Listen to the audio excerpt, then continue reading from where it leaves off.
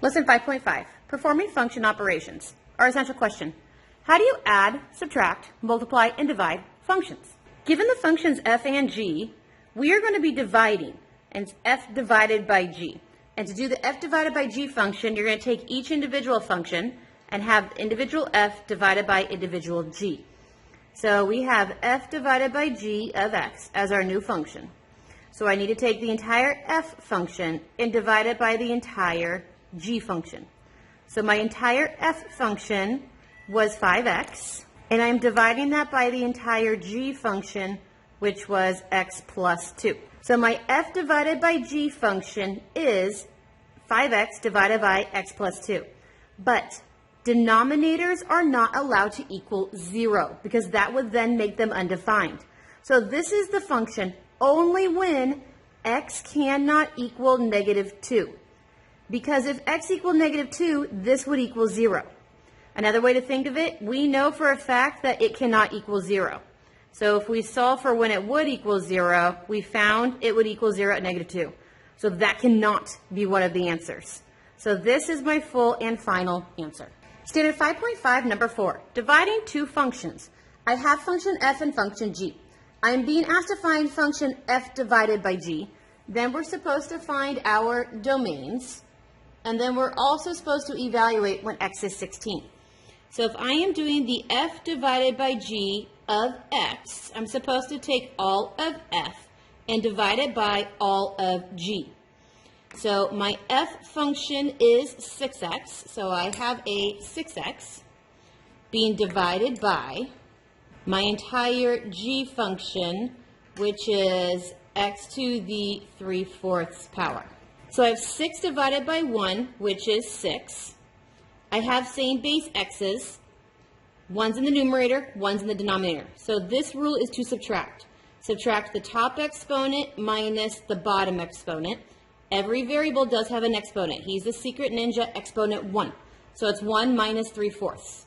So I have 6 times x to the 1 minus 3/4 is 1/4. So this is my f divided by g of x function. But we're now being asked to evaluate it when x is 16.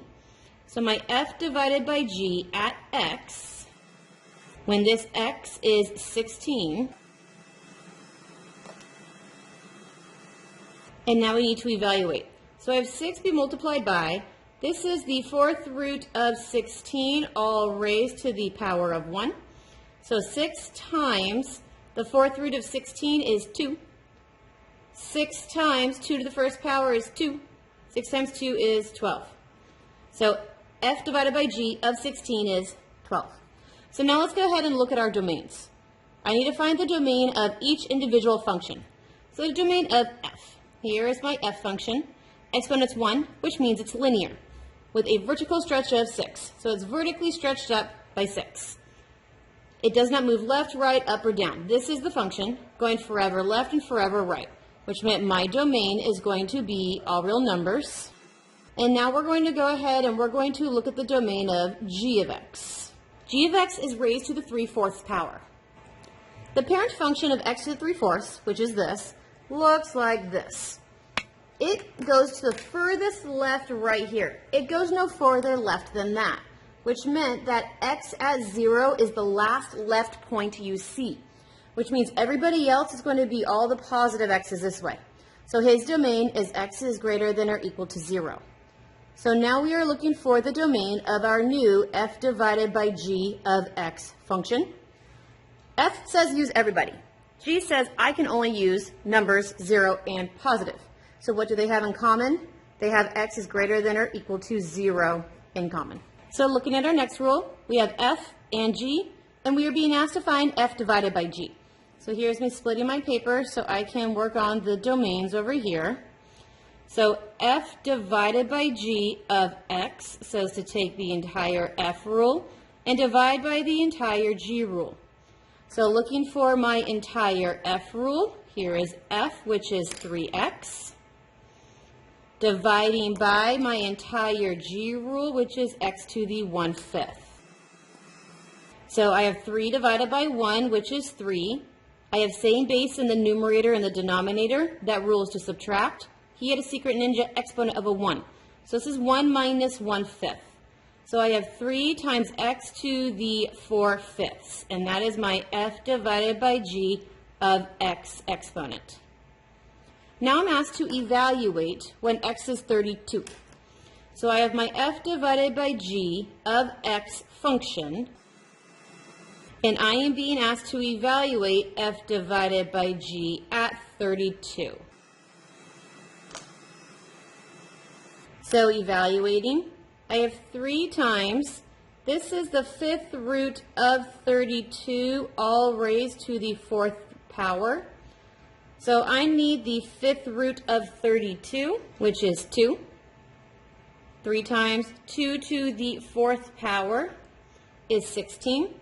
And then 3 times 16 is 48. So my f divided by g at 32 function is 48. Now looking at my domains, I first need to look for the domain of f, and that is 3x. It's a linear function with a vertical stretch. I see forever left and forever right. So my domain is going to be all real numbers. Now I need to look at the domain of g. It's x to the 1/5. So it looks something like this. It's not moving left or right or up and down. How do I know that? It's because you're not adding or subtracting a number on the inside or on the outside. So it looks kind of like its parent. Now, I see it goes forever left and forever right, which means this also has a domain of all real numbers. And now we need to find the domain of our new f divided by g of x rule. So if f says I can use everybody, and g says I can use everybody, my new function's domain is whatever they had in common. Everybody and everybody, so what they have in common is everybody. So my domain is all real numbers. So we have f and g, and we're being asked to do f divided by g. So here is where I'm going to do my domains. F divided by g of x says to take the entire f and divide by the entire g. My entire f rule is a negative x to the 3rd. My entire g rule is a 2 times the 3rd root of x. So f was supposed to go on the top. Here was my f. G is supposed to go in the denominator. Here is my g. So I have a negative 1 divided by 2. So I have a negative 1 divided by 2. My numerator had an x to the 3rd, and we're going to convert this to an exponent. So this is x to the 1/3 power. So negative 1 divided by 2 is a negative 1 divided by 2, negative 1/2. Same base x's says I'm supposed to take this top exponent and I'm supposed to subtract the bottom exponent. So I have a negative 1/2 times x to the 3 minus 1/3 is 8/3. So this is my f divided by g of x function. And now I'm supposed to evaluate it at 64. So my f divided by g at x, evaluating it when these x's are going to be that 64. So I have negative 1/2 times, this is the 3rd root of 64, all raised to the 8th power.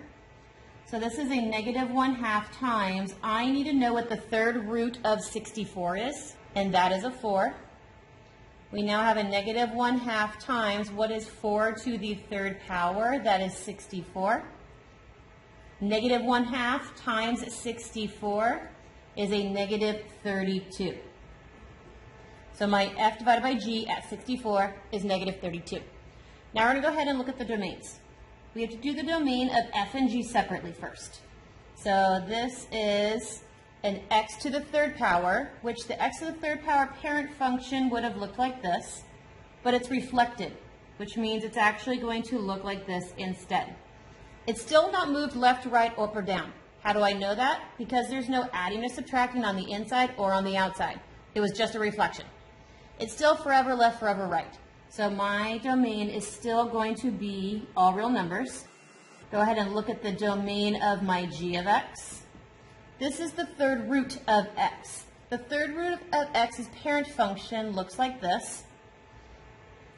It's not moved left, right, up, or down either, and how I know that is there's no adding and subtracting on the inside or on the outside.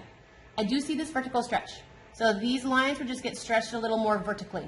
It would still be forever left and forever right. So I am still all real numbers. Now, domain of my new f divided by g of x rule is, what do these guys have in common? F said I'll use everybody, G says I'll use everybody, well, everyone used everyone. So my domain is all real numbers. You have 3 problems for independent practice. Let's go ahead and take a closer look at these.